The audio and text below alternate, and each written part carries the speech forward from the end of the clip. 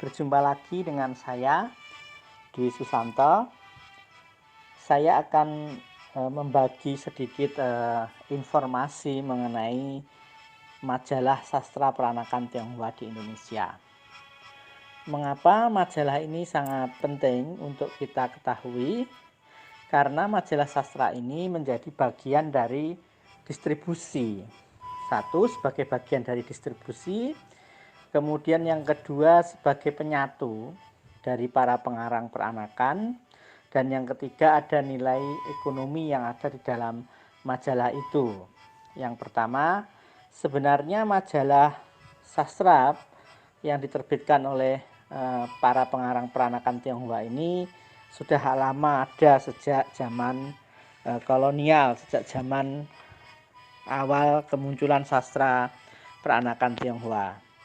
Di negeri Tiongkok sendiri, sistem distribusi buku melalui semacam majalah ini sebenarnya sudah ada sejak zaman dinasti Tang yang disebut dengan Chu Shi Tan. Ini adalah sebuah istilah untuk rumah sewa atau rumah baca. Dalam dunia sastra peranakan Tionghoa ini, para pengarang itu umumnya adalah seorang jurnalis yang berpindah-pindah kota.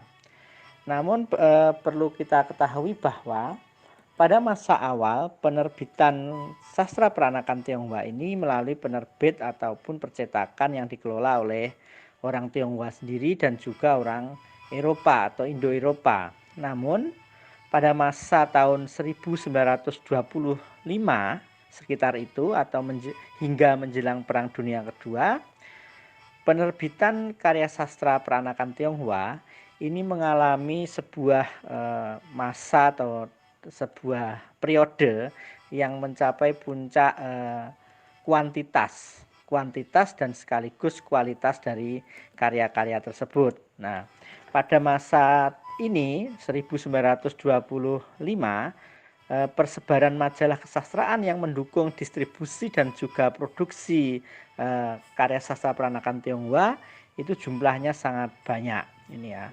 Dan hampir di setiap kota kecil di Pulau Jawa itu ada majalahnya.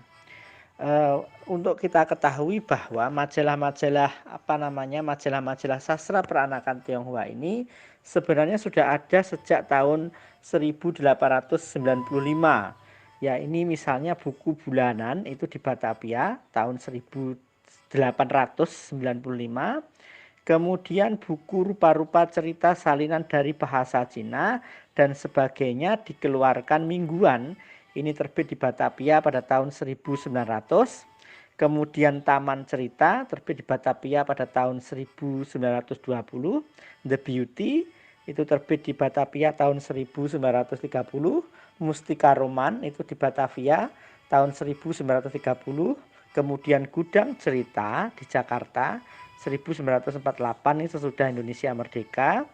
Kemudian lagi ada Gudang Cerita yang di Bandung itu tahun 1930. Kemudian Cerita Roman itu di Bandung 1926. Cerita Novel di Bandung 1930. Kemudian Xiao Swat itu di Pare, Jawa Timur pada tahun 1933. Kemudian Padang Bulan itu juga di Pare, terbit pada tahun 1924. Semangat Silat di Jombang pada tahun 1938. Kemudian Pendekar Silat di Bandung juga. Kemudian Cerita Pilihan itu di Bandung 1924 dan masih banyak lagi majalah-majalah sastra peranakan Tionghoa yang menjadi bagian dari distribusi kesastraan dan juga penyatu dari pengarang. Sebagai distribusi kesastraan ataupun produk yang menghasilkan produk kesastraan, tentu saja majalah ini memiliki konsumen, diantaranya adalah orang-orang peranakan Tionghoa sendiri. Sebab apa? Di dalam majalah itu tidak hanya menampilkan karya sastra saja atau karya-karya sastra ya, tetapi juga ada unsur ekonomi. Karena di dalam majalah itu tercantum juga iklan produk ya, iklan produk bisa bermacam-macam. Ini ya iklan produk-produk dari masyarakat peranakan Tionghoa. Ini ya jadi semacam, kalau sekarang itu mungkin ya semacam televisinya gitu ya, zaman dulunya memang. Dan mereka membuat jejaring-jejaring yang sangat besar di dalam majalah itu. Nah, majalah-majalah itu sendiri juga terbagi dalam beberapa genre. Misalnya ada genre novel, yang khusus untuk novel itu juga ada. Novel yang bercerita khusus tentang kehidupan masyarakat peranakan Tionghoa di masa itu, ataupun novel yang bercerita atau roman ya, roman atau novel itu sering disamakan tentang pandangan masyarakat peranakan Tionghoa terhadap pribumi, terhadap hubungan antar ras dan sebagainya. Itu ada majalahnya sendiri, misalnya kecenderungan ditulis oleh penghidupan ataupun gudang cerita. Sementara itu untuk cerita-cerita silat itu juga ada majalah sendiri, misalnya cerita silat dan gaib itu terbit di Batavia pada tahun 1936. Kemudian juga di Pare, Xiao Swat itu ya 1933 dan sebagainya. Kemudian untuk cerita-cerita yang terjemahan itu juga ada sendiri ya, terjemahan kisah-kisah dari kerajaan Tiongkok ataupun sejarah masa lalu di Tiongkok ataupun cerita-cerita mitos itunya. Dari sekian majalah yang ada dalam sastra peranakan Tionghoa ini, yang memiliki intensitas dan yang bertahan, yang cukup bertahan lama sampai Jepang datang, itu adalah Penghidupan dan Cerita Roman. Nama majalah-majalah yang lain dalam begitu banyak jumlahnya itu hanya bertahan sampai ada yang 1 tahun, kemudian 2 tahun, 3 tahun, dan 5 tahun. Tetapi yang paling lama itu adalah Penghidupan dan Cerita Roman. Nah, ini adalah dua majalah yang cukup banyak menghasilkan para pengarang dan juga ratusan karya ini ya.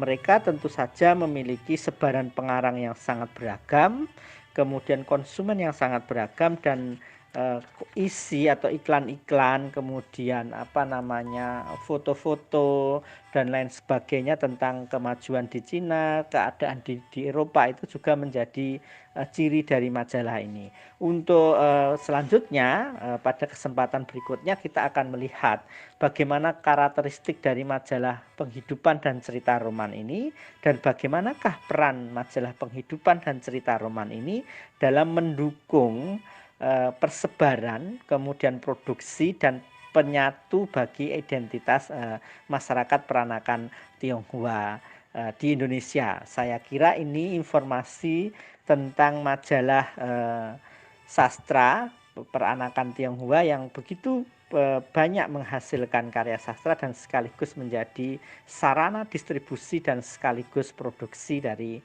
kesastraan peranakan Tionghoa. Terima kasih telah mengikuti saya, mengikuti ulasan ini.